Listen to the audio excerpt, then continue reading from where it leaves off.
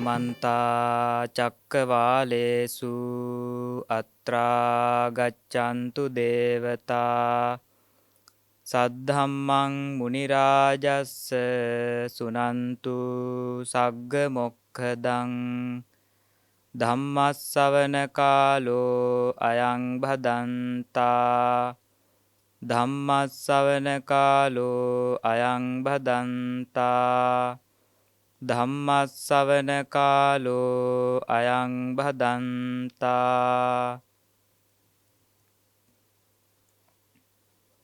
නමෝ තස්ස භගවතෝ අරහතෝ සම්මා සම්බුද්දස්ස නමෝ තස්ස භගවතෝ අරහතෝ සම්මා සම්බුද්දස්ස නමෝ තස්ස භගවතෝ අරහතෝ සම්මා සම්බුද්දස්ස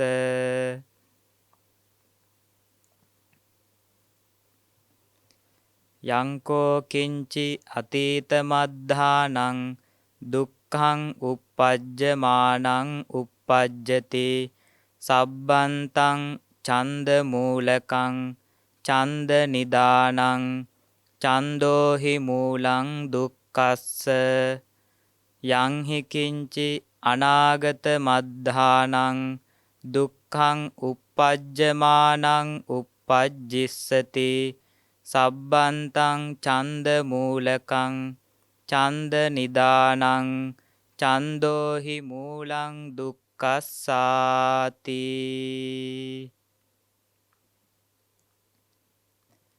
ගෞරවනීය මහා සංඝරත්නයන් අවසරයි. ශ්‍රද්ධාවන්ත පින්වත්නි, අද දවසේ මේ ධර්ම දේශනාව සිද්ධ කරන්නේ බක්පුන් පොහෝ දිනය මූලික කරගෙන. ඒ වගේම තමයි මේ සිද්ධ කරන දේශනාව විශේෂයෙන්ම අද දවසේ මේ පින්වතුන් සීලාදී ගුණධර්මයන් පූර්ණය කරන්න වෙන් කරගත්ත මේ පොහෝ දවසේ බොහෝම වැදගත් දහම් කාරණාවක් සිහිපත් කරලා දෙන්නත් එක්ක තමයි මේ ධර්මානුශාසනාව සිද්ධ කරන්නේ. ඉතින් පින්වත්නි, අද දවසේ මේ දේශනාව සිද්ධ කරන්න විශේෂයෙන් දායකත්වයක් බාර අරගෙන කටයුතු කරනවා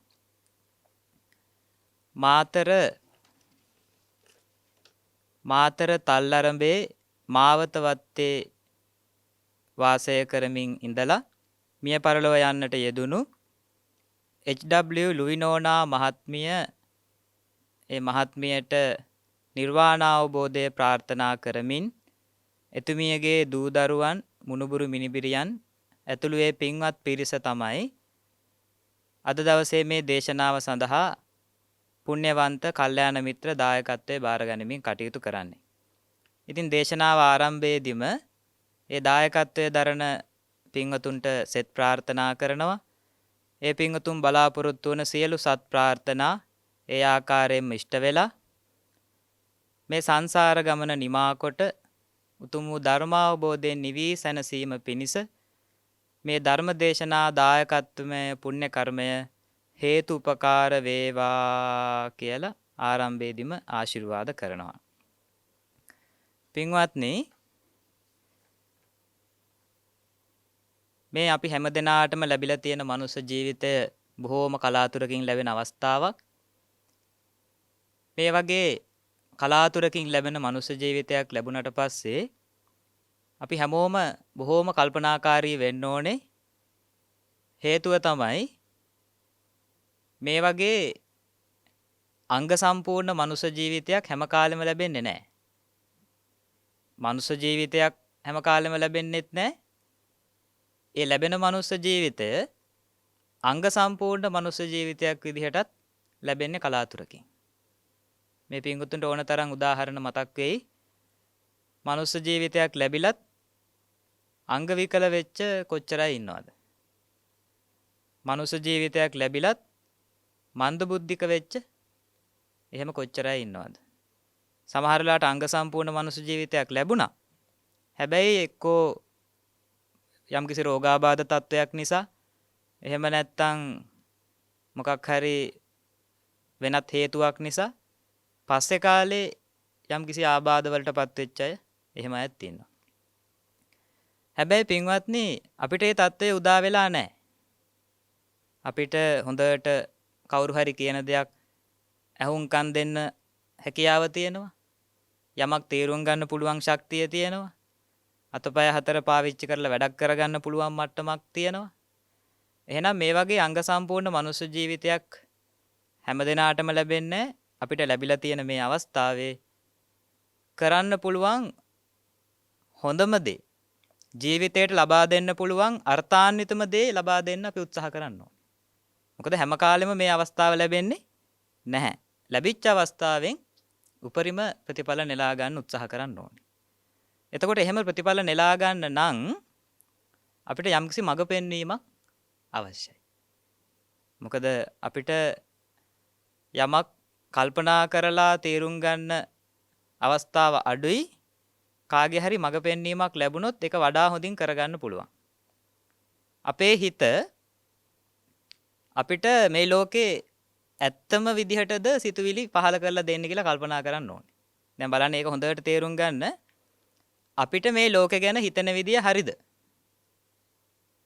අපිට මේ ලෝකේ ගැන එක එක විදියට හිතෙනවා. මේ ලැබිලා තියෙන ශරීරය ගැන එක එක විදියට හිතෙනවා. හැබැයි අපි කල්පනා කරන්න ඕනේ හිතන විදිය හරිද? ඇත්තටම මේ හිතන විදිය මට හිතන විදිහ හරිද කියලා තහවුරු කරගන්න කාගේ හරි මඟ පෙන්වීමක් ලැබුණොත් පොඩි අවස්ථාවක් තියෙනවා. ඇත්තටම මං හිතාන් ඉන්න විදිය හරිද මේ ලෝකෙ ගැන? ඇත්තටම මං හිතාන් ඉන්න විදිය හරිද මේ මට ලැබිච්ච ශරීරය ගැන? අර හිතන විදිහත් එක්ක ගලපලා බලලා තවදුරටත් තහවුරු කරගන්න පහසුයි යම්කිසි මඟ පෙන්වීමක් ලැබුණොත්. එතකොට ඒ වගේ මඟ පෙන්වීමක් හොයන අපිට නිවැරදිම මඟ පෙන්වීමක් ලැබෙනවා බුදුදහම තුලින්. බුදුරජාණන් වහන්සේ දේශනා කරපු ධර්මයේ තුල මේ ලෝක යථාර්ථය පිළිබඳ ඇතුළත් වෙනවා. මේ ශාරීරික ස්වභාවය පිළිබඳ ඇතුළත් වෙනවා. ඒ කාරණා ධර්මදේශන ඇසුරෙන් ඇහුණට පස්සේ ඔන්න අපිට තේරුම් ගන්න අවස්ථාවක් ලැබෙනවා. ඇත්තටම මම ලෝකෙ ගැන හිතාගෙන ඉන්න විදිය හරිද? ඔන්න.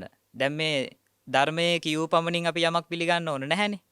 නේද? බුදුරජාණන් වහන්සේ දේශනා කළේ මේ කාරණා හොඳට මුලින් ඇහුම්කන් දීලා ඊට පස්සේ නුවණින් මෙහෙवला බලන්න.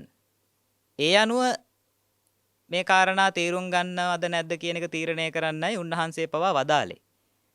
ඒ නිසා ඔන්න මේ වගේ අංග සම්පූර්ණ මනුෂ්‍ය ජීවිතයක් ලැබිච්ච වෙලාව අපි උත්සාහ කරන්න ඕනේ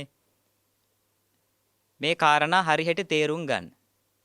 හරියට තේරුම් අරගෙන ජීවිතයට අර්ථයක් එකතු කරගන්න උත්සාහ කරන්න ඕනේ.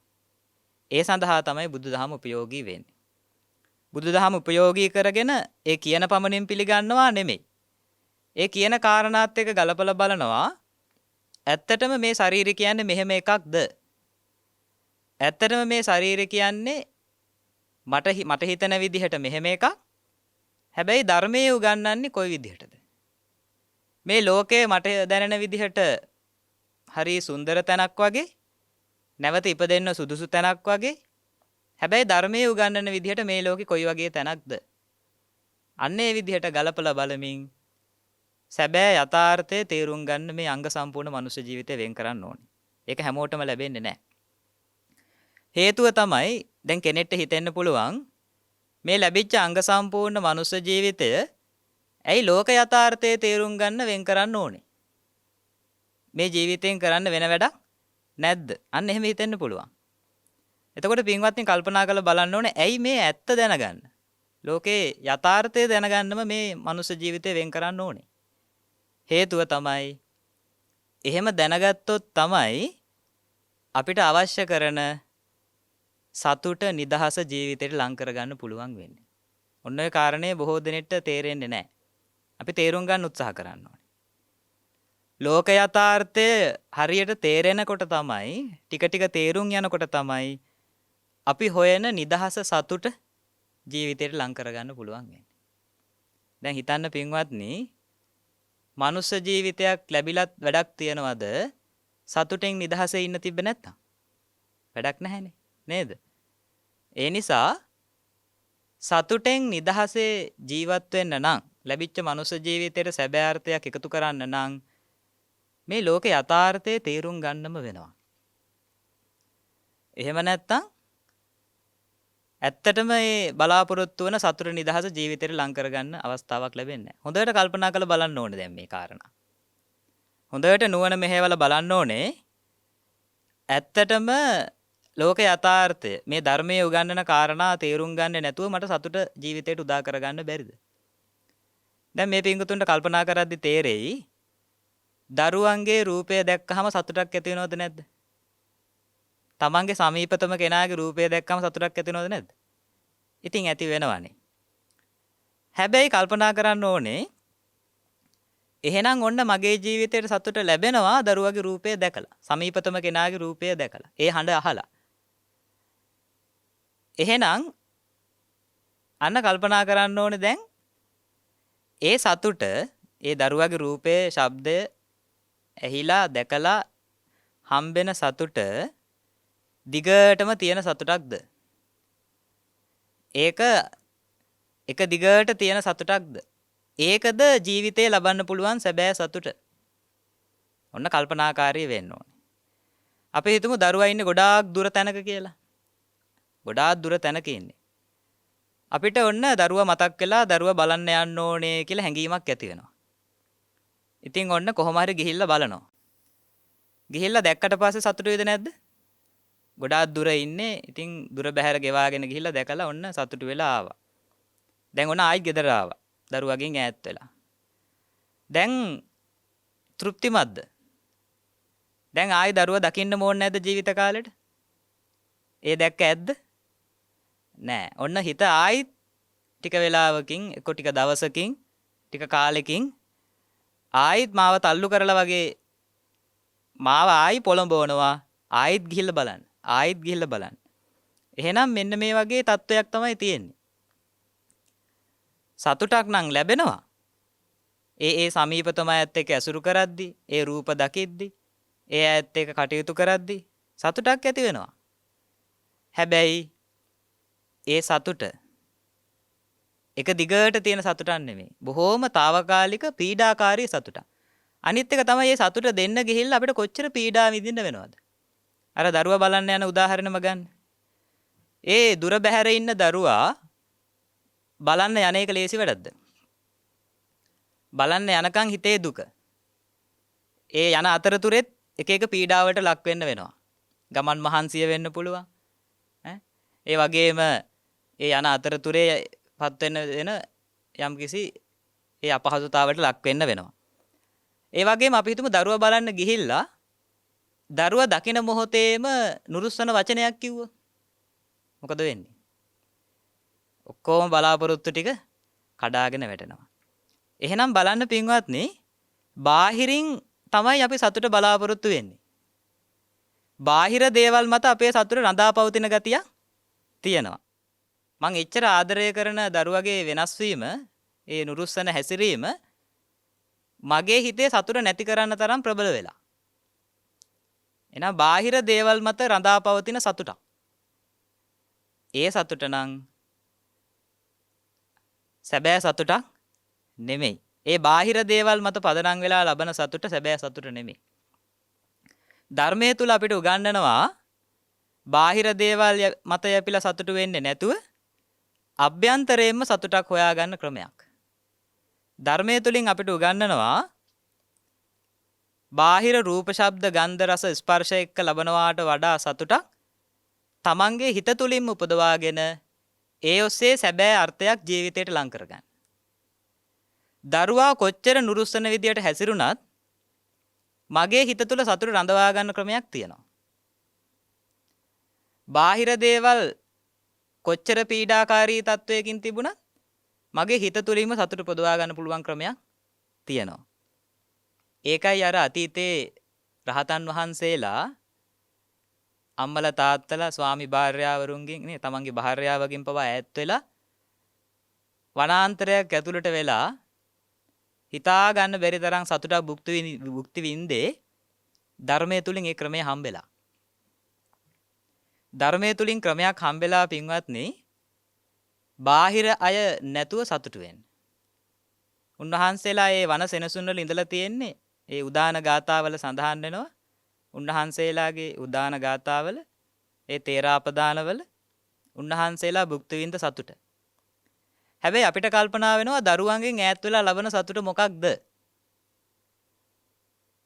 සාදවලට ගිහිල්ලා විනෝද වීමකින් තොරව ලබන සතුට මොකක්ද? ඔන්න අපිට තියෙන ප්‍රශ්න. ඒ සතුට කොහොමද ජීවිතේ සැබෑ සතුට වෙන්නේ?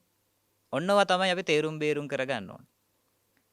හිතේ ආසාව තියනකන් ඒ ආසාවත් එක්ක සතුට උපදින අවස්ථා තියෙනවා. දැන් අර දරුවගේ රූප දැකලා සතුටක් උපදින්නේ දරුවා ගැන තියෙන ආසාවත් මූලික කරගෙන. කියන ආසාවත් එක්ක සතුට උපදින ගතියක් තියෙනවා. හැබැයි ප්‍රශ්නේ ඒ ආසාවත් එක්ක උපදින සතුට තවත් දුක් ගොඩාක් එක්ක තමයි ඇති වෙන්නේ. සතුටක් තියෙන බව දැනුණත් තව බොහෝ දුක් තියෙනවා අපිට ඒක දැනෙන්නේ නැහැ. අර එකම උදාහරණය ඇති. අර දරුවා බලන්න යන උදාහරණය විතරක් අරන් බලන්න. ඒ දරුවා කෙරෙහි තියෙන ආසාව කැමැත්තත් එක්ක තමයි දරුවා දැකීමෙන් උපදින ප්‍රීතිය සතුට ලැබුණේ. හැබැයි ඒ දරුවා බැලීමේ ක්‍රියාව කිරීම සඳහා කටයුතු කරද්දී වැඩිපුරම ලැබුණේ සතුටද දුකද කියලා ඔන්න පොඩ්ඩක් විශ්ලේෂණය කරලා බලන්න ඕනේ. එතකොට තේරෙනවා පුංචි සතුටක් වෙනුවෙන් මට හිතෙන්නේ නෑ මම මහා දුක්ඛන්දක් විඳලා තියෙනවා. එහෙම විඳලත් ලබාගත්තු පුංචි සතුට එක දිගට පවතින්නේ නෑ. දැන් මේක තුල හොඳට තේරුම් ගත්තොත් මේ පින්වතුන්ට අවබෝධ කරගන්න පුළුවන් හරියට ඇතිවෙච්ච වේදනාවට වේදනානාශකයක් දුන්නා වගේ. හිතන්න ශරීරයේ යම්කිසි තැනක වේදනාවක් හටගත්තා.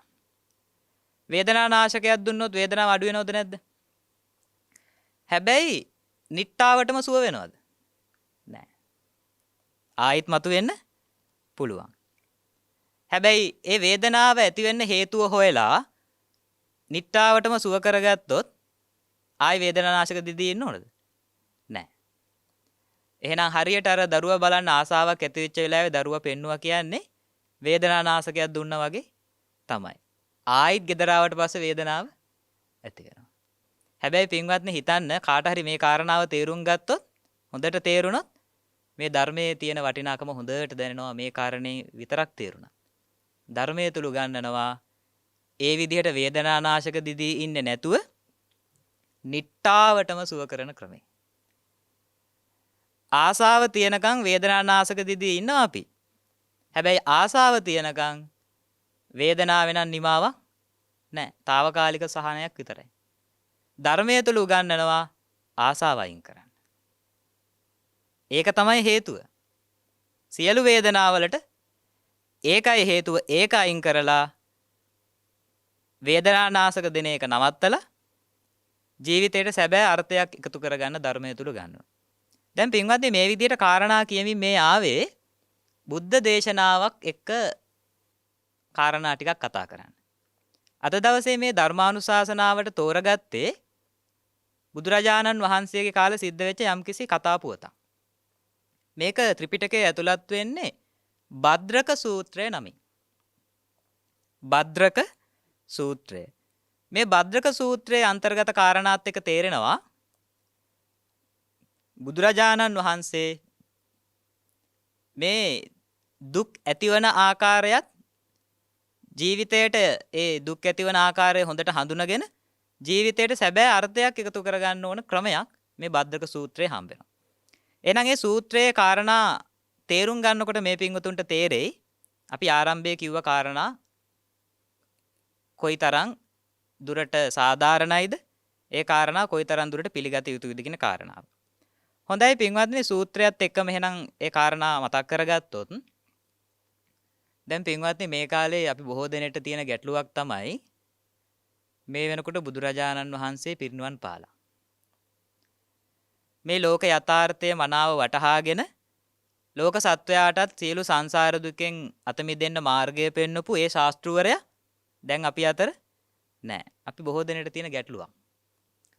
හැබැයි උන්වහන්සේ දේශනා කරපු ධර්මයන් තාම අපි අතර තියෙනවා.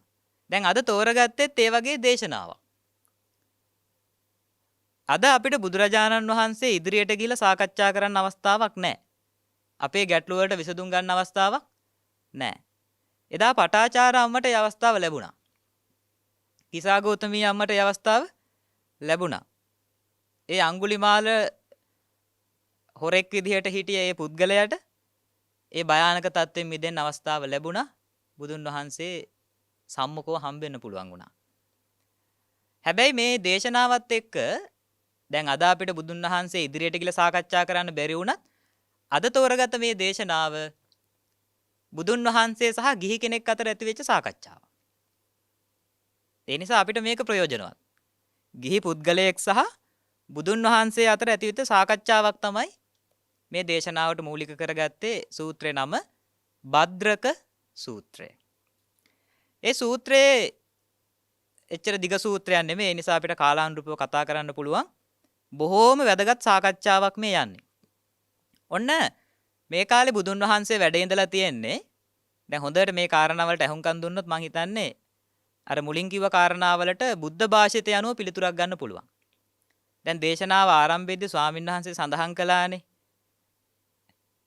ඇත්තටම ජීවිතයට සැබෑ අර්ථයක් එකතු කරගන්න ලෝක යථාර්ථය වටහා ගන්න ඕනේ. නේ? ඒ වගේම අපි මුලින් මතක් කරගත්තා දැන් මේ ගත කරන ජීවිතය අපිට තේරෙන විදිහට අපි ඇතිවන ආසාවලට తాවකාලික පැලස්තර ගහනවා වගේ ඇතිවන වේදනාවලට తాවකාලිකව වේදනානාශක ගහනවා වගේ වැඩක්. ඇත්තටම මේ දුක් හටගන්න හේතුව ඒක අයින් කරන විදිය. ඕව අපිට තියෙන ප්‍රශ්නනේ. ඔය සියලු ප්‍රශ්න වලට මේ සාකච්ඡාව ඇතුලේ උත්තර තියෙනවා. ඒ නිසා අපි බලමු බුද්ධ භාෂිතය අනුවම මේ தত্ত্বය තේරුම් ගන්න. බුදුරජාණන් වහන්සේ මල්ල ජනපදයේ උරුවෙල කප්ප කියන ගමේ තමයි ඒ කාලේ වැඩ ඉඳලා තියෙන්නේ. දඹදිව එක්තරා ප්‍රදේශයක්. ඒ ප්‍රදේශයේ ඉඳලා තියෙනවා උරුවෙල කප්ප කියන ගමේ භද්‍රක ගාමිණී කියලා පුද්ගලයෙක්. මොකද්ද පුද්ගලයාගේ නම? භද්‍රක ගාමිණී. මේ භද්‍රක ගාමිණී දවසක් බුදුරජාණන් වහන්සේව හම්බ වෙන්න ගියා. මේ භද්‍රක ගාමිණී කියන්නේ ගිහි කෙනෙක්. එයාට බිරිඳක් සහ දරුවෙක් ඉඳලා තියෙනවා. නමුත් මේ වෙලාවේ භද්‍රක ගාමිණී යන්නේ තනියම. බුදුන් වහන්සේ හම්බෙලා අහනවා ප්‍රශ්නයක්. මුලින්ම හම්බෙලා සතුටු සාමිචියේ යෙදිලා සුව දුක් කතා කරලා ඊළඟට අහනවා ප්‍රශ්නයක්. ඒ ප්‍රශ්නේ බොහොම වැදගත්. ප්‍රශ්නේ සඳහන් වෙන්නේ භාග්‍යවතුන් වහන්සේ දුක් හටගන්නා හේතුවත් ඒ නැති කරන විදිහත් දේශනා කරනු මැනවි. බුදුරජාණන් වහන්සේ මේ දුක හටගන්න හේතුව සහ ඒක අයින් කරන විදිහ මට දේශනා කරන්න. අපිටත් බොහොම වැදගත් ප්‍රශ්නයක්ද නැද්ද? අපිත් ජීවිතය සතුටෙන් සහ නිදහසේ ගත කරන්න කැමති උදවිය ගිහි පැවිදි අපි හැමෝම. එහෙනම් මේ කාරණාව බොහොම වැදගත් අපිටත් මේකට උත්තරය දැනගන්න එක. අහන්නේ දුකට හේතුවත් එය නැති කරන විදිහත්. සතුටෙන් ජීවිතය ගත කරන්න නම් දුක් ඇතිවන අවස්ථා ගණන අඩු කරගන්න එපේ. සම්පූර්ණයෙන් නැති කරගන්න ඕනේ. අඩුම තරමේ දුක් ඇතිවන වාර ගණනවත් අඩු කරගත්තොත් ඔන්න ජීවිතේ සතුටින් ගත කරන්න අවස්ථාව තියෙනවා. එහෙනම් මේ අහන්නේ ඇයි මේ දුක් හටගන්නේ? ඒකට හේතුව මොකද්ද? ඒක අයින් කරන විදිහ මොකද්ද? කවුද මේ ප්‍රශ්නේ අහන්නේ? භද්‍රක ගාමිණී බුදුරජාණන් වහන්සේගෙන් අහන්නේ. දැන් හිතන්න පින්වත්නි මේ වෙලාවේ බුදුන් වහන්සේ මොන වගේ උත්තරයක් දෙයිද? මේ දේශනාව අනුව අපිට බුදුන් වහන්සේව තේරුම් ගන්නත් පුළුවන්. බුදුන් වහන්සේ කෙනෙක්ට යමක් පැහැදිලි කරන්න දරන උත්සාහය. ඔන්න බලන්න හොඳට තේරෙනවා. අපි බලමු භාග්‍යවතුන් වහන්සේ මේ ප්‍රශ්නෙට ලබා දෙන උත්තරය මොකද්ද? බුදුන් වහන්සේ ඒ වෙලාවේ භද්‍රක ගාමිණීට කියනවා භද්‍රක ගාමිණී මම ඔය ප්‍රශ්නයට අතීතය සම්බන්ධ කරලා මේ වෙලාවේ උත්තරයක් දෙන්නේ නැහැ. එතකොට ඔයාලට සැකයක් හිතෙන්න පුළුවන්. දැන් මොකක්ද අහපු ප්‍රශ්නේ? බුදුන් වහන්සේ දුකට හේතුව සහ දුක නැති කිරීම මට කියලා දෙන්න. ඉතින් මේ වෙලාවේ බුදුන් වහන්සේ කියනවා මං අතීතේ දුක් හටගත්ත විදිය ඔයාලට කියන්නේ නැහැ මේ වෙලාවේ. එතකොට ඔයාලට සැකයක් ඇති වෙන්න පුළුවන්. ඇයි ඒක දැන් වෙලා ඉවරයිනේ. වෙච්ච දෙයක්නේ. ඒකින්ද සැකයක් ඇති වෙන්න පුළුවන්. ඒ නිසා මං අතීත සිද්ධියක් මේ වෙලාවේ ඔකට කියන්නේ නැහැ. මං ওই කාරණාවට අනාගතයේ ගලපලා උත්තර දෙන්නේ නැහැ. මොකද එතකොටත් ඔයාලට සැකයක් ඇති වෙන්න පුළුවන්. ඒක තාම වෙලා නැති නිසා. ඒ වෙලාවේ භාග්‍යතුන් වහන්සේ කියනවා මම ඔයා තුලින්ම මේකට උත්තරයක් හොයලා දෙන්න. ඔන්න බලන්න භාග්‍යතුන් වහන්සේගේ දේශනා කෞශල්‍ය. කෙනෙක්ට ඔන්න බලන්න යමක් තේරුම් කරලා දෙන්න උන්වහන්සේ පාවිච්චි කරන ඒ උපක්‍රමශීලී ක්‍රමවේදය. උන්වහන්සේ මේ වෙලාවේ කියනවා ඔය අහන ප්‍රශ්නෙට මම ඔයා තුලින්ම උත්තරයක් හොයලා දෙන්නම්. ඔන්න බලන්න උන්වහන්සේ කොහොමද බලු මේ අභියෝගයට මුහුණ දෙන්නේ. ඒ වෙලාවේ භාග්‍යතුන් වහන්සේ අහනවා ප්‍රශ්නයක්. අහපු ප්‍රශ්නෙට පෙරලා ප්‍රශ්නයක් අහනවා උත්තරයක් ලබා දීම සඳහා. බුදුන් වහන්සේ අහනවා ඊටාම වැදගත් ප්‍රශ්නයක් අහන්නේ. ඒක සඳහන් වෙන විදිහටම මතක් කරගත්තොත් යමෙකුගේ නැසීමෙන් බන්ධනයෙන් පිරිහීමෙන් හෝ ගැරහීමෙන් දුක් ඇතිවන්නේ නම් එවැන්න වුන් ඔබගේ ගමෙහි සිටීද? ඔන්න දැන් තේරුම් ගන්න. අපි මේ ධර්මදේශනා ශ්‍රවණය කරන්නේ ඒ තුලින් මේ ජීවිතේ තේරුම් ගන්න. අපේ වටාපිටාව තේරුම් ගන්න. ජීවිතේ නිවැරදිව ගත කරලා ඒ සැබෑ සතුට නිදහස ලං කරගන්න හැටි තේරුම් ගන්න තමයි මේ ධර්මය අහන්නේ. ඒ නිසා මේවා නුවණින් විමසා බලමින් අහන්න ඕනේ. දැන් මුලින්ම අහපු ප්‍රශ්නේ තේරුණානේ. ඔන්න භාග්‍යතුන් වහන්සේ ඒකට පෙරලා ප්‍රශ්නයක් අහනවා. මම ඔයා තුලින්ම මේකට උත්තරයක් හොයලා දෙන්නම්. මොකක්ද අහන ප්‍රශ්නේ? භද්‍රක ගාමිණී මට කියන්න ඔයාගේ ගමේ කෙනෙක් මරණයටපත් වෙනවා. එහෙම නැත්නම් එයා හිරේ විලංගුවේ වැටෙනවා. කොහොම හරි ගමේ යම්කිසි කෙනෙක් එක්කෝ ධනහානියක් වෙනවා. එහෙම නැත්නම් එයා ලැජ්ජාවටපත් වෙනවා. කෙටියෙන් කිව්වොත් අපි හිතමු බුදුන් වහන්සේ අහනවා භද්‍රක ගාමිණී ඔයාගේ ගමේ කෙනෙක්ට මොකක් හරි කරදරයක් වුණා කියලා හිතන්න. ඔයාට ඒ වගේ ආරංචියක් එනවා. ඒ වගේ ආරංචියක් ආපු වෙලාවට දුක් ඇතිවන්නේ නැති අවස්ථා තියෙනවද? දැන් මේ පිංගුතුන් කල්පනා කරලා බලන්න. මේ පිංගුතුන් ජීවත් වෙන ගමේ කාට හරි කරදරයක් වුණා. එක්ක මැරුණා, නැත්නම් එයාගේ ගෙදර මොන හරි නැති වුණා, ධනහානියක් වුණා. ඔය වගේ ආරංචියක් එනවා. ඒ වගේ ආරංචියක් ඇති වුණාම ආවහම හිතේ දුක් හටගන්නේ නැති අවස්ථා තියෙනවද කියලා ඇහුවා. ඒ වෙලාවේ භද්‍රක ගාමිණී කියනවා ඔව්. ගමේ සමහර අය ඉන්නවා ඒ අයට එහෙම කරදරයක් වුණා කියලා මගේ හිතේ දුකක් හටගන්නේ නැහැ. එහෙනම් ඒ ප්‍රශ්නේ උත්තරේ පැහැදිලිනේ. ඊළඟට භාග්‍යතුන් වහන්සේ අහනවා හොඳයි. ඔයාගේ ගමේ කෙනෙක්ට අපි හිතමු කරදරයක් වෙලා තවත් ආරංචියක් එනවා. තව අවස්ථාවක් නැද්ද? සමහර අයට කරදරයක් වුණාම හිතේ දුක් හටගන්න අවස්ථාවක් නැද්ද? ඔන්න දෙවෙනි ප්‍රශ්නේ. ඔයාගේ ගමේ යම්කිසි කෙනෙක්ට කරදරයක් වුණාම දුක් ඇතිවන අවස්ථාවක් නැද්ද කියලා අහනවා.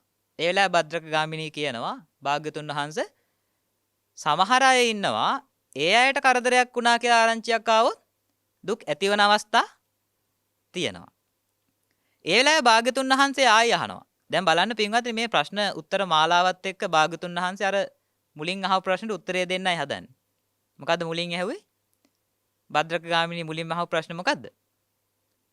දුක හටගන්න හේතුවත් ඒ නැති කරන විදිහත් නේ ඇහුවේ. දැන් ඒකට තමයි භාග්‍යතුන් වහන්සේ මේ ටික ටික උත්තරේ භද්‍රක ගාමිණී තුලින්ම මතු කරන්න හදන්නේ.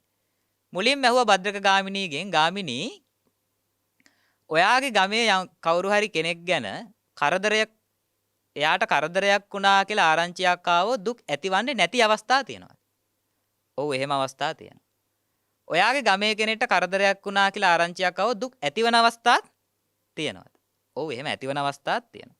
ඊළඟට අහනවා ඒ දුක් මුලින් කියවන දුක් ඇති වෙන්නේ නැති අවස්ථා තියෙනවා කියලා. ගමේ කාට හරි කරදරයක් වුණා කියලා ආරංචියක් ආවා. හිතේ දුකක් නැහැ. ඒකට හේතුව මොකක්ද කියලා අහනවා. දැන් කවුද මේ අහන්නේ? බුදුරජාණන් වහන්සේ. ඇයි ඒ කවුරු හරි කරදරේ වැටුණා කියලා ආරංචියක් ආවේ නැති වෙලා ආපු වෙලාවේ දුකක් ඇති වුණේ නැත්තේ ඇයි? ඒ වෙලාවේ භද්‍රක ගාමිණී කියනවා එයා ගැන මගේ කැමැත්තක් නැහැ. එයා මම ගොඩක් ළඟින් ඇසුරු කරන කෙනෙක් නෙමෙයි. ඒ නිසා එයාට කරදරයක් වුණා කියලා ආරංචියක් ආවම මගේ හිතේ දුකක් හටගත්තේ නැහැ. ඔන්න බලන්න ටික ටික උත්තරේ භද්‍රක ගාමිණීටම තේරෙන්න අරින හැටි. ඊළඟට අහනවා මම දෙවෙනියට ඇහුවනේ ගමේ කාට හරි කරදරයක් වුණාම දුක් ඇතිවන අවස්ථාවක් තියෙනවද කියලා. එහෙම ඇති වෙනවා කියලා උත්තරයක් දුන්නා. ඒකට හේතුව මොකද්ද? භාග්‍යතුන් වහන්සේ මේ ගමේ සමහර අය ඉන්නවා එයා ගැන මම ටිකක් බැඳීමකින් ඉන්නේ. චන්ද රාගය කියලා එකක් තියෙනවා. ඒ ඇයට මගේ කැමැත්තක් තියෙනවා. මම කැමැත්තෙන් ඉන්න කෙනෙක්ට කරදරයක් වුණා කියලා ආරංචියක් ආවොත් නම් හිතේ දුක හට ගන්නවා. ඔන්න දැන් භද්‍රකගාමිනී අහපු ප්‍රශ්නෙට භද්‍රගාමිනීම දැන් උත්තරේ දීලා ඉවරයි. හොඳට අහගෙන හිටියා නම් මම හිතන කාරණාවක් තේරෙන්නේ නැති. ඔන්න දැන් භාග්‍යතුන් වහන්සේ භද්‍රකගාමිනිය උත්තර ටික ලබා දුන්නට පස්සේ කියනවා ගාමිනී එහෙනම් ඔයාම කල්පනා කරලා බලන්න. අතීතයේ හෝ අනාගතෙත් ඔය වගේම තමයි. දැන් ඔයා මේ වෙලාවේ මං අහපු ප්‍රශ්නත් එක්කනේ උත්තරේ දුන්නේ.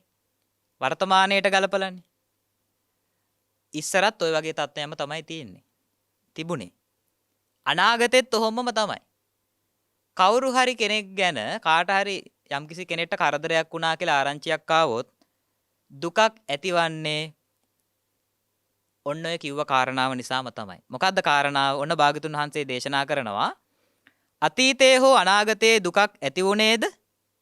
එහෙම නැත්නම් ඇතිවන්නේද? ඒ සියල්ල ආශාව මුල් කොට ඇති වේ. දුකට ආශාවම මුල් වේ. ඔන්න භාග්‍යතුන් වහන්සේ දේශනා කරනවා. දැන් මේ කාරණාව කවුද මුලින්ම මතු කළේ? භද්‍රකගාමිනී තුලින්ම මතු වුණා. ඇයි ඇහුවනේ? ගමේ කාට හරි කරදරයක් වුණා කියලා ආරංචියක් ආපු වෙලාවේ ඔයාගේ හිතේ දුකක් හටගන්නේ ඇයි? එයා ගැන ආසාවක් තියෙන නිසා. දැන් මේ පින්වතුන්ට ප්‍රායෝගිකව මේ කාරණේ ගලපලා බලන්න පුංචි උදාහරණයක් කියන්නම්. හිතන්න මේ පින්වතුන් දවස් 3කට විතර කොහේ හරි නිවාඩුවකට යනවා. ගෙදරින් ටිකක් ඈතකට යනවා දවස් 3කට විතර. දවස් 3ක් විතර ඔන්න බාහිර ගත කරලා ඔන්න දවස් 3කට පස්සේ ආයෙ ගෙදර එනවා. ගෙදරට එද්දි ඔන්න සුදු කොඩි දාලා තියෙනවා පේනවා පාරට තමන්ගේ ගෙවල් පැත්තේ පාරට හරවන තැන. ඔන්න සුදු කොඩි දාලා. හිතේ යම්කිසි චකිතයක් ඇති වෙනවද නැද්ද? දැන් මේ ගෙවල් වලට හැරෙන පැත්ත. අපි හිතමු ගමේ තවත් අපේ පවුලේ ඥාතීන් ඉන්න ගමක් කියලා. අපි ඉන්නේ. ඔන්න ඒ පැත්තේ පාරට සුදු කොඩි දාලා. දැන් පුංචි චකිතයක් ඇති වෙනවා. අපේ කවුරු හරි වෙන්න පුළුවන්. දැන් මොකද මේ ගොඩක් දුරින් දන්නේ දවස් ගානකට පස්සේ ඉන්නේ ගෙවල් පැත්තට. ඔන්න හිතේ චකිතයක්. හිතන්න මේ සුදු කොඩි දාලා දැන් ඔන්න සුදු කොඩිත් එක්ක ඔන්න පාරේ හරවගෙන වාහනේ අරන් ඉදිරියට යනවා. වෙන ගෙදරක තමයි මල ගෙදර වෙලා තියෙන්නේ. දන්නේම නැති කෙනෙක්. දැන් සහනයක් ඇති වෙනවද නැද්ද? ලොකු දුකක් ඒක ප්‍රශ්නයක් නෑ. මොකද අපි දන්න කෙනෙක් නෙමෙයි. සාමාන්‍යයෙන් එහෙමනේ හිතේ තත්ත්වය. හැබැයි හිතන්න ඔන්න වෙන ගෙදරක නෙමෙයි ඒ සුදු කොඩි දාලා තියෙන්නේ මල ගෙදර වෙලා තියෙන්නේ මම ටිකක් දන්න කෙනෙක්ගේ ගෙදර. මම ටිකක් දැන අඳුනගත්ත කෙනෙක්ගේ ගෙදර. කලින් අවස්ථාවට සාපේක්ෂව පුංචි දුකක් තියෙනවද නැද්ද? අර කලින් නම් අඳුරන්නේ නැති ගෙදරක. එතකොට ඒක ගාණක් නෑ. හැබැයි දැන් ඔන්න ටිකක් දන්න කියන කෙනෙක්. එහෙනම් පුංචි ටිකක් පොඩි සංවේගයක් වගේ අනේ එහෙම නොවෙන්නයි තිබ්බේ. පව් අසරණ කෙනා. මේ කලින්ම මරුණාද මන්ද? අන්න එහෙම පොඩි සංවේගයක් ඇති වෙනවා. අපි හිතමු මේ ගෙවල් දෙකේම නෙමේ සුදු කොඩි දාලා තිබ්බේ. ඒ මල ගෙදර වෙලා තිබ්බේ අපේම ළඟම ඥාතියෙක්. මම ගොඩාක් ළඟින් ඇසුරු කරපු මම ගොඩාක් ආදරෙන් බැඳිලා හිටිය කෙනෙක්ගේ ගෙදර කියලා. දැන් කොහොමද කලින් අවස්ථා දෙකත් එක ගලපද්දි? කලින් අවස්ථා දෙකටම වැඩිය හිතේ දුකක් හට ගන්නවා. සමහරලාට දැන් මේ පිංගුතුට උදාහරණ මතක් වෙනවා ඇති. කලන්තේ පවා දාන අවස්ථා තියෙනවා නේ. සිහි නැති වෙනවා සමහර මිනිසුන්ට එහෙම ආරංචි ආවහම. එතකොට මොකද්ද හේතුව? ආසාවම තමයි. ඉතින් බලන්න මේ භාග්‍යතුන් වහන්සේ සඳහන් කරන්නේ අපිට මේ හොයලා දෙන්න හදන්නේ ඇත්තම తত্ত্বය. නමුත් අපි මේ කාරණා මෙහෙම විශ්ලේෂණය කරලා බලනවද?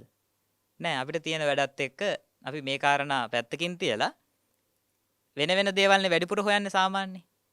ඔන්න භාග්‍යතුන් වහන්සේ ජීවිතේ තේරුම් ගන්න ටික ටික උදව් කරන හැටි. එදා භද්‍රකගාමිනී තමයි මේ ප්‍රශ්නේ ඇහුවේ. ඒකත් එක්ක ඔන්න අපිටත් මේ කාරණා දැනගන්න අවස්ථාවක් උදා වුණා. ඉතින් භාග්‍යතුන් වහන්සේ පෙන්නලා දෙනවා භද්‍රකගාමිනී ඔයා කිව්ව දේ අනුවම හිතාගන්න. අතීතයේ දුකක් ඇති වුණත් ඔය ආසාවම තමයි ඒකට හේතු උනේ. අනාගතයේ දුකක් ඇති වෙන්න තියෙනවා නම් ආසාවම තමයි. දැන් මෙතන වැදගත් කාරණාවක් බුදුන් වහන්සේ මෙතෙන්දි දේශනා කරන්නේ දුකට ආශාවම මූලිකයි කියලා. මයන්නකුත් එකතු කරලා තියෙනවා. දුකට ආශාව මුලයි කියලා නෙමෙයි දේශනා කළේ. ආශාවම. එතකොට මේ කියන නිපාතය අවධාරණය කරලා කියනවා. ඒකම තමයි ආසාවම තමයි. දැන් මේ කවුද මේ දේශනාව සිද්ධ කරන්නේ? බුදුරජාණන් වහන්සේ. සියල්ල දන්නා සියල්ල දක්නා භාගතුන් වහන්සේ ඔන්න දේශනා කරනවා දුකට හේතු ආසාවම තමයි. හැබැයි ඔන්න තමන්ගෙන් අහලා බලන්න. මේ දරුවා නිසායි මට දුක. එහෙම හිතන වෙලාවල් තියෙනවද නැද්ද? මේ මිනිස්සයා මට ඕන විදියට ඉන්නේ නැති නිසායි දුක. එහෙම හිතිච්ච අවස්ථා තියෙනවද නැද්ද? මගේ නෝන මට ඕන විදියට හැසිරෙන්නේ නැති නිසායි දුක. කොහොම සාමාන්‍ය මිනිස්සුන්ට හිතනවද නැද්ද? කියනවත් ඇහිලා නැද්ද? ඇහිලා තියෙනවා. හැබැයි මෙන්න භාගතුන් වහන්සේ පෙන්වලා දෙනවා ඒ අය නෙමෙයි. අපේ හිතේම පවතින ආසාවමයි. ඇයි දරුවා නුරුස්සන වචනයක් කියද්දි මගේ හිතේ දුක හටගන්නේ? දරුවවත් දරුවගේ වචන නිසාවත් නෙමෙයි. මගේ හිතේ තියෙනවා කැමැත්තක්. මම කැමති විදිහේම වචන ඇහිීමේ ආසාවක්. මේ දරුවා මට මේ විදිහටම කතා කරන්න ඕනේ කියලා ආසාවක් තියෙනවා. එතකොට අර වචනේ ඇහෙද්දි දුකයි.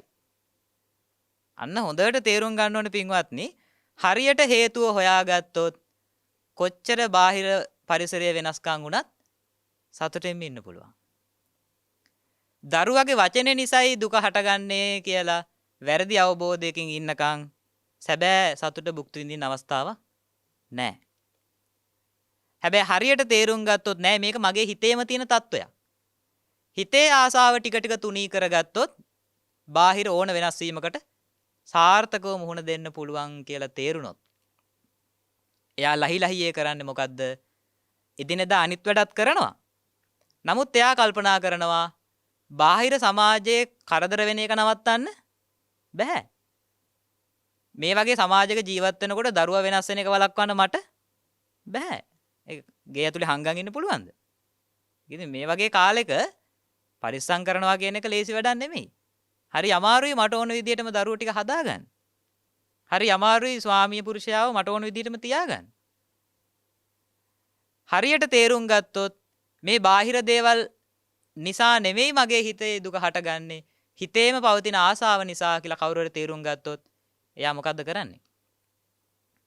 පුළුවන් තරම් ඒ ආසාව අඩු කරගන්න. ඒ ආසාව හිතින් අයින් කරගන්න වැඩපිළිවෙලක නිරත වෙනවා. හැබැයි ජීවිතේ අනිත් වැඩත් කරනවා. දරුවන්ගේ වැඩ කරනවා. ඒ වගේම Tamanට පැවරිච්ච යම්කිසි රාජකාරි වගකීම් තියෙනවා නම් ඒවා කරනවා. හැබැයි හරියට කටයුතු කළමනාකරණය කරගෙන කොහොම හරි වෙලාව හදා ගන්නවා මොකක් කරන්නද? අර හිතේ දුක් උපදින්න හේතුව ටික ටික අයින් කරගන්න. ඒක තමයි ජීවිතේට සැබෑ අර්ථයක් එකතු කරගත්ත වෙන්නේ. ඉගෙන ගන්න වැඩ කරගන්නවා. මොකද ඒවත් උපයෝගී වෙනවද නැද්ද ජීවිතේ ගත කරන්න? ඒව ඕනේ.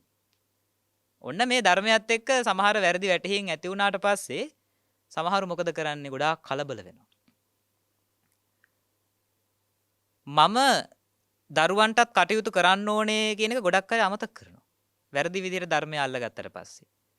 හරියට තේරුම් ගත්ත කෙනා දරුවන්ගේ වැඩත් කරනවා. ඉගෙන ගන්න වැඩත් කරනවා. ඒ අවශ්‍ය ජීවිතය ගත කරන්න අවශ්‍ය මූලික ටික ගත කරමින් තමයි මේ වැඩපිළිවෙල තුල නිරත වෙන්නේ. එහෙනම් හොඳට තේරුම් ගන්න ඕනේ මේ කාරණා ප්‍රායෝගික ජීවිතයට ගලප ගන්න. අපි අවසානයේ කතා කරමු මේ ආසාව අයින් කරන්න මම මොනවාද කරන්න ඕනේ කියන කාරණාව ධර්මානුකූලව. ඔන්න ওই විදිහේ සාකච්ඡාවක් යන්නේ. ඊළඟට දැන් ඔන්න භාගතුන් වහන්සේ භද්‍රක ගාමිනී තුලින්ම උත්තරේ හොයලා දුන්නා. දුකට හේතුව මොකක්ද එහෙනම්? ආසාවමයි. අර මලගෙදර උපමාව තේරුණානේ. ආසාව. ඒ දුකේ ප්‍රමාණය අඩු වැඩි වෙන්න බලපෑවේ ආසාවේ අඩු වැඩි බව. අපි බලමු ඔන්න ඊළඟට තවත් මේ සංවාදයේ ඉදිරියට යනවා. ඊළඟට භද්‍රක ගාමිනී කියනවා දැන් බුදුන් වහන්සේ ලබා දීපු උත්තරය අහන් ඉඳලා භද්‍රක ගාමිනී කියනවා බුදුන් වහන්සේ ඒක එහෙම්මම තමයි. දැන් බුදුන් වහන්සේ දුන්න උත්තරය මොකද්ද? භද්‍රක ගාමිනී දුකට හේතුව ආසාවම තමයි. ඔය උත්තරේ අහන් ඉඳලා භද්‍රක ගාමිණී කියනවා බුදුන් වහන්සේ ඒක එහෙම්මම තමයි. මට මෙන්න මෙහෙම සිද්ධියක් සිද්ධ වුණා. ඒ සිද්ධියනොත් ඔප්පු වෙනවා ඔබ වහන්සේ කියන කතාව ඇත්තමයි කියලා. මොකක්ද ඒ සිද්ධිය? ඔන්න මේ පිංගුතුන්ටත් මේක ගොඩක් අදාළ සිද්ධියක් වෙයි. භද්‍රක ගාමිණී කියනවා මට මෙන්න මෙහෙම සිද්ධියක් සිද්ධ වෙලා තියෙනවා භාග්‍යතුන් වහන්සේ. මගේ පුතෙක් ඉන්නවා චිරවාසී. මොකද්ද පුතාගේ නම? චිරවාසී. ඒ පුතා ඉන්නේ ටිකක් ගෙදරින් පොඩ්ඩක් ඈතට වෙන්න. ගෙදර නෙමෙයි. ටිකක් එහාට වෙන්න ඉන්නේ. මේ පුතා හොඳින් ඉන්නවද කියලා බලන්න මම සැරින් සැරේ සේවකයෙක්ව යවනවා. මගේ පුතා ටිකක් දුර ඉන්න හින්දා පුතාගේ සැපසනීප බලාගෙන එන්න මම සේවකයෙක්ව ඉඳලා හිටලා යවනවා. සමහර වෙලාවට ඒ සේවකයා ආයි සැප දුක් බලාගෙන එන්න පරක්කු වුණොත් මගේ හිතේ පොඩි වෙනස් වීමක් ඇති වෙනවා. අනේ මගේ දරුවට මොකක් හරි කරදරයක් වෙලාද? දන්නේ නැහැ කියලා සිතුවිල්ලක් ඇති වෙනවා. එහෙම කරදරයක් වෙලා නම් දරුවට නොවි ඒක මට වෙන්න ඕනේ කියලා හිතෙනවා. කවුද මේ කියන්නේ? භද්‍රක ගාමිණී කියනවා මට මෙහෙම සිද්ධියක් සිද්ධ වෙලා තියෙනවා. භාග්‍යතුන් වහන්සේ ඔබ වහන්සේ කියන කතාව ඇත්තම තමයි. ඒ චිරවාසී මගේ පුතා ගැන මට එහෙම පුතාට කරදරයක් වෙලාද දන්නේ කියන සිතුවිල්ලත් එක්ක හිතේ දුකක් හටගත්තේ. චිරවාසී පුතා ගැන මොකක් තියෙන නිසාද? කැමැත්තක්, ආසාවක් තියෙන නිසා. දැන් ඔන්න භද්‍රක ගාමිණී බුදුන් වහන්සේ කිව්ව දේ අහලා ඒක වචනයක් විදිහට විතරක් අහලා අමතක කළේ නෑ. ඒක ඔස්සේ තමන්ගේ ජීවිතයට ගලපලා බැලුවා. දැන් අපිත් කරන්න ඕනේ මොකද්ද? මේ බණපද ඇහෙද්දී අපිත් කල්පනා කරලා බලන්න ඕනේ, නුවණින් විමසන්න ඕනේ. අපේ ජීවිතයේ අත්දැකීම් එක ගලපලා. මට අතීතේ දුක් ඇති වෙච්ච අවස්ථා තියෙනවා. එතකොට මම කල්පනා කරලා බලන්න ඕනේ එදා මට දුක ඇති වුණේ ඇත්තටම මගේ හිතේ තියෙන ආසාවෙ හින්දාද? මට නම් දැනෙන විදිහට ඒ දරුවගේ වචනේ හින්දායි දුක හටගත්තේ. ඔහොම විශ්ලේෂණය කරලා බලන්න ඕනේ. එතකොට ඔන්න කාරණා හොඳට තේරුම් කරගන්න අවස්ථාව තියෙනවා. දැන් භද්‍රක ගාමිණී ඒක කළා. බුදුන් වහන්සේ ඔබ වහන්සේ කියන කතාව ඇත්තම තමයි. මගේ චිරවාසී පුතා ගැන එහෙම මගේ හිතේ චකිතයක් අනේ කරදරයක් වෙලාද දන්නේ නැහැ කියලා දුකක් හටගත්තේ පුතා ගැන ආසාවක් තිබ්බ හින්දා. තාමත් සංවාදී ඉවර නැහැ. තවදුරටත් ඔන්න භාග්‍යතුන් වහන්සේ උත්තරය දුන්නට පස්සේ අර භද්‍රක ගාමිණී උත්තරයක් දුන්නන චිරවාසී කියලා පුතෙක් ඉන්නවා කියලා.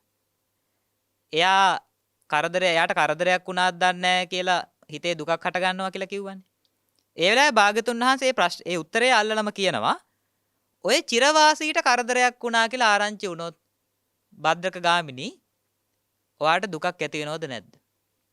භාග්‍යතුන් වහන්සේ චිරවාසී මගේ පුතාට කරදරයක් වුණා කියලා ආරංචි වුණොත් මගේ ජීවිතේට මොනවා වේද? දන්නේ දුකක් ඇති වෙනවා කියන එක ගැන කවර කතාවද? ඔන්න භද්‍රක ගාමිණීටම තේරෙනවා එහෙනම් ආසාවම තමයි. එහෙනම් භද්‍රක ගාමිණී තේරුම් ගන්න ඔය පුතාගේ කතාවෙනුත් දුකට ආසාවම තමයි මුල් වෙන්නේ. ඊළඟට භාග්‍යතුන් වහන්සේ අහනවා චිරවාසීගේ අම්මා. චිරවාසීගේ අම්මා භද්‍රක ගාමිණීගේ කවුද? භද්‍රක ගාමිණීගේ නෝනා. චිරවාසී පුතානේ. එතකොට අහනවා භාග්‍යතුන් වහන්සේ ඔයාගේ බිරිඳ. එහෙම නැත්නම් චිරවාසීගේ මව ඔයා දැකලා නැති කාලේ.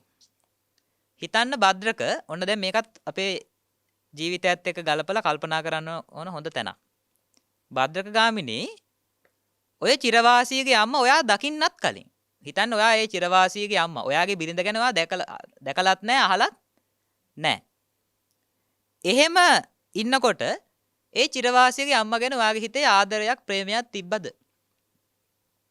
ඔයා ඒ චිරවාසීගේ අම්මා නැත්තම් ඔයා දැනට බිරිඳ කරගෙන ඉන්න කෙනා ඔයා දැකලවත් නැති කාලේ. එයා ගැන අහලවත් නැති කාලේ එයා ගැන ආසාවක් කැමැත්තක් තිබ්බද?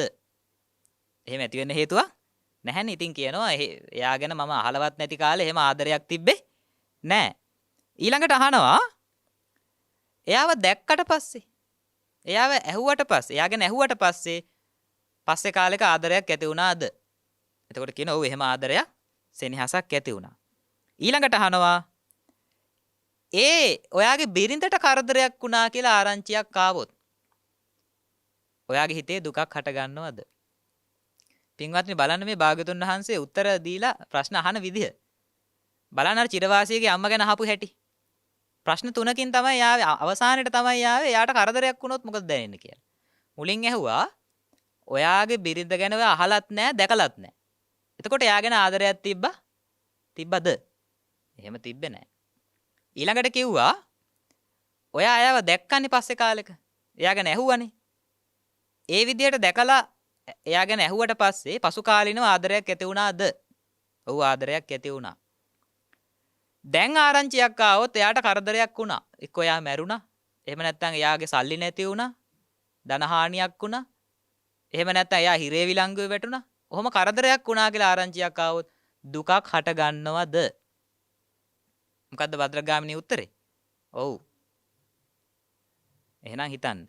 ඒ වෙලාවේ භාග්‍යතුන් වහන්සේ කියනවා එහෙනම් ඔය උදාහරණය අනුවත් තේරුම් ගන්න. එහෙනම් දුකට හේතුව ආසාවමයි. කලින් දැකලවත් තිබ්බේ නැහැ. ආදරයක් තිබුණෙත් නැහැ. පස්සේ දැක්කා ආදරයක් ඇති වුණා. ඊට පස්සේ ආරංචි වෙනවා යාට කරදරයක් වුණා. දැන් මේ පිංගුතුන් කල්පනා කරලා බලන්න. මේ ලෝකේ දවසක් ගත්තාම පුංචි දරුවෝ නැති වෙන අවස්ථා තියෙනවද නැද්ද? තියෙනවා. සමහරලාට අපේ දරුවගේම වයසේ. හැබැයි එහෙම මහා සංවේගයක් දුකක් අපිට ඇති වෙන්නේ නැහැ. හැබැයි අපේ දරුවට පුංචි හරි කරදරයක් වුණා කියලා ආරංචියක් ආවොත් ඇති වෙනවා. මේ සාමාන්‍ය තත්ත්වනේ සාමාන්‍ය උදාහරණ. ඇයි ඇයි අර අපි අඳුරන්නේ නැති දරුවට කරදරයක් වුණා කියලා දුකක් ඇති උනේ නැහනේ. අපේ දරුවට වෙච්ච කරදරයට වඩා බරපතල එකක් සමහර වෙලා තියෙන්නේ. නමුත් නැහැනේ දුකක්.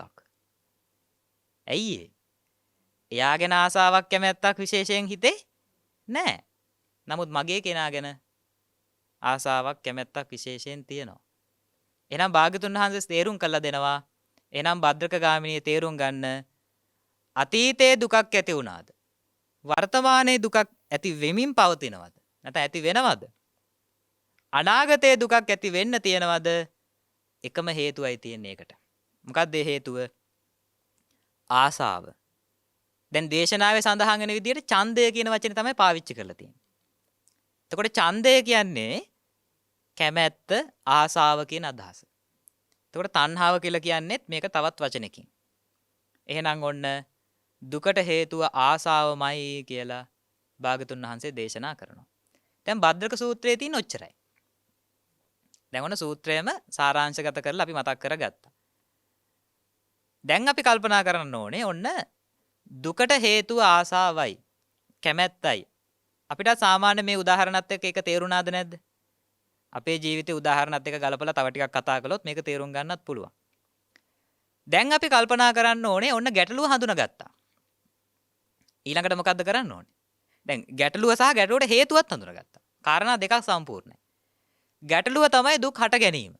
ජීවිතේ සතුටින්ම ගත කරන්න විදිහක් නැහැ. දුක් හට ගන්නවා. ඒක තමයි ගැටලුව. ගැටලුවට හේතුව මොකද්ද? දැන් මේ දේශනාවෙන් හම්බුණා. මොකද්ද දුකට හේතුව? ආශාව, කැමැත්ත කියලා මේ දේශනාව අපිට පෙන්වලා දුන්නා. අපිටත් යම්කිසි ඒ ගැන වැටහීමක් ඇති වෙනවා මේ උදාහරණත් එක්ක කරපු සාකච්ඡාවත් එක්ක. දැන් ඊළඟට තව පියවර දෙකක් තියෙනවා. දැන් චතුරාර්ය සත්‍ය අනුව බලන්න. දුකට හේතුව, දුක නැති කිරීම සහ නැති කිරීමේ මාර්ගයනේ. ඒ අනුව බලන්න දැන් අපි කරපු සාකච්ඡාව ඇතුළෙත් ගැටලුව හරි. ඊළඟ ගැටලුවට හේතුවක් දේශනාවෙන් හම්බුණා. දැන් අපිට ඉතිරි පියවර දෙකට මේ සූත්‍රයෙන් නම් අනුග්‍රහයක් නැහැ. හැබැයි භාග්‍යතුන් වහන්සේ දේශනා කරපු අනිත් සූත්‍රවල ඒ අනුව ගලපලා ඉතිරි කාරණා හොයාගන්න පුළුවන්. මේ ගැටලුව නැති කරන්නේ කොහොමද? මේ දුක නැති කරන්නේ කොහොමද? ඉතින් භාග්‍යතුන් වහන්සේ දේශනා කරනවා ආශාව අයින් කිරීමෙන්මයි. දුකට හේතුවක් තියෙනවනේ. හේතුව අයින් කරාම තමයි දුක නැති වෙන්නේ. එහෙනම් ගැටලුව සතුටින්ම ගත කරන්න විදිහක් නැහැ. දුක් හට ගන්නවා. ඊළඟට දෙවෙනි පියවර ගැටලුවට හේතුව ආසාවයි. බාහිර අය නෙමෙයි හිතේම හටගන්න ආසාව. ඊළඟට තුන්වෙනි පියවර ගැටලුව නැති කිරීම. ගැටලුව නැති කිරීම යනු ගැටලුවට හේතුව නැති කිරීම. දැන් රෝගයක් සුව කරන්න මොකද්ද කරන්නේ? රෝගෙට හේතුව හඳුනාගෙන හේතුව අයින් කරනවා. එතකොට රෝගේ සුව වෙනවා. ඒ වගේ දැන් ගැටලුවට හේතුව අයින් කරා නම් ගැටලුව විසඳෙනවා. එහෙනම් ආසාව අයින් කිරීමයි. එහෙනම් අවසාන පියවර මොකද්ද? චතුරාර්ය සත්‍ය කාරණා හතර ඇතුලේ දුක නැති කිරීමේ මාර්ගය. අන්න ඒ වගේ ගැටලුව නැති කිරීමේ ක්‍රමවේදය මොකද්ද? දැන් ඕක කෙටියෙන් හරි කතා කරන්න වෙනවා. එතකොට තමයි අංග සම්පූර්ණ වෙන්නේ අද අපේ අනුශාසනාව. අපි කතා කළා ගැටලුව මේ දුක් හට ගන්නවා කියන එක. ඒකට හේතුව ආසාවයි කියලා මේ දේශනාවෙනුත් අපි අඳුනගත්තා සූත්‍රයෙන්, භද්දක සූත්‍රයෙන්. ඊළඟට ඒක නැති කිරීම කියන්නේ ආසාව අයින් කිරීමයි. දැන් ඕකට මොකද්ද තියෙන ක්‍රමවේදය? ජීවිතයට සැබෑ අර්ථයක් එකතු කරගන්න. මේ අංග සම්පූර්ණ ජීවිතයෙන් උපරිමයක් කරගන්න නම් ආසාව අයින් කරන වැඩ ටිකයි කරන්න ඕනේ. ඒකට මොකද්ද කරන්න ඕනේ? සීල සමාධි ප්‍රඥා. ආර්ය අෂ්ටාංග මාර්ගය කියලා කියන්නේත් ඒකම තමයි. පුහුණු කිරීම කරන්න ඕනේ ආසාව අයින් කරගන්න. ඒක නිකම්ම වෙන්නේ නෑ. ප්‍රාර්ථනා කරු පමණින් අනේ මගේ ආසාව අයින් වෙන්න. මේ දුකට හේතු ආසාවයි. මේක අයින් වෙලාම යන්න ඕනේ කියලා එහෙම ප්‍රාර්ථනා කරු පමණින් සිද්ධ වෙන්නේ නෑ. හැබැයි ප්‍රාර්ථනාව හොඳයි. මම මේ කරපු පින්කමෙන් මගේ හිතේ ආසාවල් අයින් කරගන්න ලැබේවා. ප්‍රාර්ථනාව හොඳයි. අදිෂ්ඨානයක් හරි ඇති වෙනව නේද? ඒකම එහෙම සිතුවිල්ලක් හරි ඇති වෙනවනේ මේක අයින් කරගන්න ඕනේ වගේ අදහසක්. හැබැයි ප්‍රාර්ථනාව කරපු පමණින් නම් වැඩේ සිද්ධ වෙන්නේ නැහැ. ප්‍රාර්ථනාව හොඳයි. නමුත් කරන්න තව වැඩ ටිකකුත් තියෙනවා. මොනවාද කරන්න ඕනේ කියලා හොයලා බලද්දී ඔන්න හම්බ වෙනවා ආර්ය අෂ්ටාංගික මාර්ගය. බුදුන් වහන්සේ ක්‍රමවේදය දේශනා කළා. ආර්ය අෂ්ටාංගික මාර්ගයම තමයි තවත් විදිහකින් කියන්නේ සීල සමාධි ප්‍රඥා කියලා. හොඳට සිල්වත් වෙනවා නම් ඒ ආසාව අයින් කරගන්න වැඩපිළිවෙලේ මූලික අදියර. ආසාව එකපාරට අයින් කරගන්න බෑ. හරි අමාරුයි. හිත යන්නේ ආසාව පස්සට ඒ පැත්තටම තමයි. එහෙනම් හොඳට සිල්වත් වෙන්න. හොඳට සිල්වත් වෙනවා කියන්නේ සත්තු මරන්න නැතුව ඉන්න උත්සාහ කරනවා. හොරකම් කරන්නේ නැතුව ඉන්න උත්සාහ කරනවා. වැරදි කාමසේවනයේ යෙදෙන්නේ නැතුව ඉන්න උත්සාහ කරනවා. බොරු කියන්නේ නැතුව ඉන්න උත්සාහ කරනවා සහ සුරාව මත්වදුර මත්ද්‍රව්‍ය භාවිත නොකර ඉන්න උත්සාහ කරනවා. ඕක තමයි සීලය, පංචශීලය. ඒ දරණ උත්සාහය ඇතුලේ ආසාව අයින් කරගන්න අවශ්‍ය මූලික වැඩ ටික සිද්ධ වෙනවා. ඒකයි භාග්‍යතුන් වහන්සේ දේශනා කරන්නේ සිල්වත් වෙන්න. එහෙනම් අපි හැමෝම අදිෂ්ඨානයක් ඇති කරගන්න ඕනේ ගිහි පින්වතුන් වෙන මේ පින්වතුන් හොඳට පන්සිල් රකින්න. අද වගේ පොහොය දවසක විශේෂයෙන් අටසිල් සමාදන් වෙලා ආරක්ෂා කරන්න. මේ කාලානුරූපව සමහර විට ගෙදර ඉඳන් කරන්න වෙයි. නමුත් එහෙමයි කියලා මේ පාර පන්සලට යන්න විදිහක් නැහනේ කියලා අතපසු කරන එක නම් ගැලපෙන්නේ නැහැ. අවස්ථානුරූපව කොහොම හරි සිල්පදාට රකින්න කාලය වෙන් කරන්න වෙනවා. ජීවිතේ කොයි වෙලාවේ අහිමි වේද දන්නේ නැති හින්දා, එච්චර අවිනිශ්චිත හින්දා එක පොය දවසක්වත් මග ඇර ගන්න එක නම් එච්චර ගැලපෙන්නේ නැහැ. ඒ නිසා අවස්ථානුරූපව ගෙදර ඉඳන් හරි අටසිල් රකින්න කටයුතු කරන්න සිද්ධ වෙනවාමයි. හේතුව ඒ විදිහට සිල්වත්ව ඉඳීමෙන්මයි කවදා හරි ආසාව අයින් කරගන්න වැඩපිළිවෙල වෙනුවෙන් අද යමක් කළා වෙන්නේ. තාම පාරමිතා පිළිලා නැතුව ඇති. ඒ නිසා ඔන්න මේ කාලේ ගත කරමු කියන එක නිදහසට කාරණාවක් නෙමෙයි. අද මම යමක් කරනවා නම් ඒක තමයි පාරමිතා සම්පූර්ණ වෙන්න උදව් වෙන්නේ. අද මම අමාරුවෙන් රකින්න සීලය ඒක තමයි පාරමිතාව. ඒක තමයි පුහුණුව. කවදා හරි සියලු කෙලෙසුන්ගෙන් අත මිදිලා සියලු ආසාවන්ගෙන් දුරු වෙච්ච හිතක් ඇති කරගන්න අද මම දරන උත්සාහය උදව් වෙනවද නැද්ද? උදව් වෙනවා. ඒකයි කියන්නේ එක පෝයක්වත් මග අරගන්න වටින්නේ නැහැ අපිට. මේ වගේ අඩු ආයුෂක් ලැබිච්ච කාලෙක. නේද? බොහොම කෙටි කාලයක් ජීවත් වෙන්න තියෙන්නේ. ඒ කාලේ වුණා ජීවත් වෙන්න පුළුවන් වේද දන්නේ මේ තියෙන තත්වයන් එක්ක. ඒ නිසා කල් දානක නම් හරියන්නේ නැහැ. හොඳයි පින්වත්නි, භද්‍රක සූත්‍රයත් එක්ක එහෙනම් අපි මේ සාකච්ඡාව කරේ හොඳට සිල්වත් වෙන්න කියලා භාග්‍යතුන් වහන්සේ දේශනා කළේ මේ ආසාව අයින් කරගන්න. සිල්වත් වෙන ගමන් හොඳට සමාධිය, සීල සමාධි ප්‍රඥා සමාධියක් වර්ධනය කරගන්නත් උත්සාහ කරන්න ඕනේ. සමාධිය යනු හිත එකඟ කරගන්නවා කුසල අරමුණක. ඒකට තමයි අපිට භාවනාව උගන්වන්නේ. එහෙනම් හොඳට කාලානුරූපව දවසකට කෙටි වෙලාවක් හරි වෙන් කරගෙන භාවනාවක් ප්‍රගුණ කළ යුතුයි අපි. මොකද කවදා හරි ආසාව සම්පූර්ණයෙන් අයින් කරගන්න භාවනාව උපයෝගී කරගන්න ඕනේ. අද කරන පුංචි විනාඩි 5 භාවනාව ඒ දරන උත්සාහය ආසාව ලයින් කරගන්න උපකාරයි. ඒ වගේම සීල සමාධි ප්‍රඥා හොඳට සිල්වත් වීමෙන් සීලයම උදව් කරගෙන භාවනාව හොඳට ප්‍රගුණ කරගන්නවා, සමාධිය වර්ධනය කරගන්නවා. සීලයත් සමාධියත් උපයෝගී කරගෙන තමයි ප්‍රඥාව හෙවත් ඔන්න අවසානයේ ලෝක යථාර්ථයේ තේරුම් ගැනීම. මේ වටාපිටාව මගේ ශරීරය ගැන පරිපූර්ණ අවබෝධයටපත් වෙන්න සිල්වත් වෙලා සමාධියක් වර්ධනය කරන ඔහොම ක්‍රමානුකූල ගමනක් තමයි තියෙන්නේ. හොඳයි පින්වත්නි, අද දේශනාවට නියමිත කාලය අවසන් වෙන නිසා අපි කාරණා සාකච්ඡාව අවසන් කරමු. අද දවසේ අපි යම්කිසි උත්සාහයක් දැරුවා මේ භද්‍රක සූත්‍රයත් එක්ක ජීවිතය පිළිබඳ යම්කිසි අවබෝධයක් ලබා ගන්න. බුදුන් වහන්සේගේ දේශනාවක් අනුව යමින් මේ ජීවිතය තේරුම් ගන්න දරපු උත්සාහයක් තමයි මේ දේශනාව ඇතුළේ අපි සිද්ධ කළේ. එතකොට මේ දේශනාව සිද්ධ වෙන්නේ බක්පුන් පොහෝ දිනය නිමිත්තෙන්. මේ විදිහට මේ බුදුරජාණන් වහන්සේගේ බුද්ධ භාෂිතය අහන්න, සාකච්ඡා කරන්න, ඒ අනුව හිත මෙහෙයවන්න අපිට අවස්ථාව උදා වෙන්නේ මේ සඳහා දායකත්වයේ දරන පිරිස හින්දා. විශේෂයෙන්ම ජයමග රූපවාහිනී කාර්ය මණ්ඩලය මේ විදිහෙන් ගොඩාක් කැප වෙනවා. ඒ අයගේ කැපවීම නිසා තමයි අපිට මේ දේශනාව මේ විදිහට සිද්ධ කරන්නත් අහන්නත් අවස්ථාව ලැබෙන්නේ. ඒ වගේම මේ සඳහා දායකත්වයේ දරන පිරිස. ඒ පිරිස නිසා තමයි එය ලබා දෙන මූල්‍යමය දායකත්වය නිසා මේ දේශනාව විකාශය වෙනවා. තවත් බොහෝ දෙනෙක්ට මේ දේශනාව අහන්න අවස්ථාව ලැබෙනවා. බුදු වදන් තමයි මේ ඇහෙන්නේ. ජීවිතය පිළිබඳ අවබෝධය ලබා ගන්න වටින දහම් කරුණුයි මේ ඇහෙන්නේ. ඒ නිසා ඒ කාරණා ලෝකයකට අහන්න සලස්වන්න මූල්‍යමය වශයෙන් දායකත්වයේ දරන පින්වතුනුත් බොහෝ කැපකිරීමක් කරනවා. තමන්ගේ එදිනෙදා පරිභෝජනය සඳහා උපයාසපයාගත්ත මිල මුදල් බණපද ටිකක් ලෝකයකට අහන්න සලස්වන්න එය වෙන් කළා.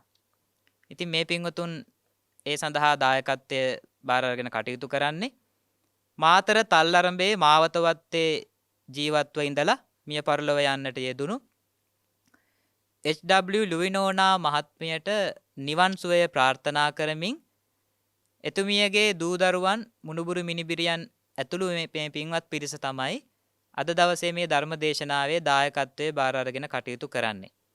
ඉතින් මේ පින්වතුන් මේ විදිහට ධර්ම දේශනාවේ දායකත්වයේ බාර ගනිමින් පින් අනුමෝදන් කරන්න බලාපොරොත්තු වෙනවා. මිය පරලොව යන්නට දුණු මළගිය ඥාතීන්ගේ නම් තමයි සිහිපත් කරලා පින් අනුමෝදන් කරන්න බලාපොරොත්තු වෙන්නේ. අද දවසේ ධර්ම දානමය පින්කමට දායකත්වයේ දරමින් මේ පින්වතුන් බලාපොරොත්තු වෙන්නේ රැස්වෙච්ච අප්‍රමාණ පුණ්‍ය ශක්තිය සියලු මළගිය ඥාතීන්ට අනුමෝදන් කරන්න. මේ වෙලාවේ නම්ගම් වශයෙන් සඳහන් කළ තියෙන මළගිය ඥාතීන් සිහියට නගා ගමු.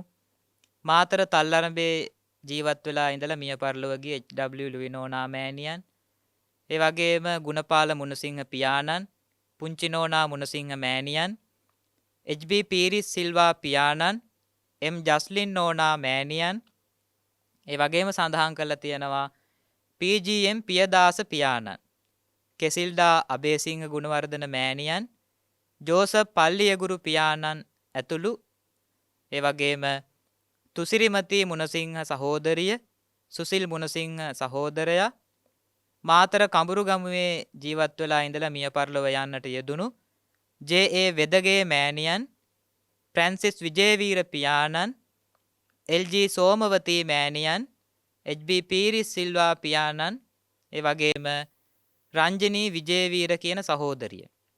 මේ පින්වතුන් මේ විදිහට මළගිය ඥාතීන්ගේ නම් විතරයි සිහිපත් කරලා තියෙන්නේ. තමන්ගේ නමක්වත් සඳහන් කරන්නේ නැතුව, දායකත්වයේ දරන අයගේ නම්වත් සඳහන් කරන්නේ නැතුව සියලු මළගිය ඥාතීන්ගේ නම් තමයි සඳහන් කරලා ඒ විදිහට පින් අනුමෝදන් කරන්න බලාපොරොත්තු වෙන්නේ.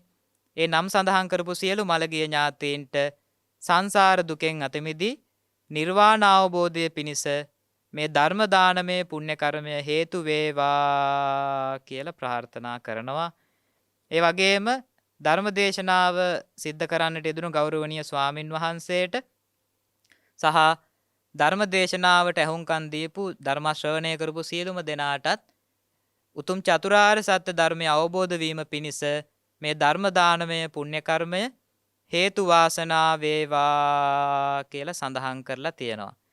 එතකොට මේ විදිහට මළගිය ඥාතීන්ටත් හැම දිනාටමත් පින් අනුමෝදන් කරමින් අද දවසේ දායකත්වයේ දරන මේ පින්වතුන් ධර්ම දේශනාවට අනුග්‍රහය දක්වමින් විශාල ධන පරිත්‍යාගයක් සිද්ධ කළා.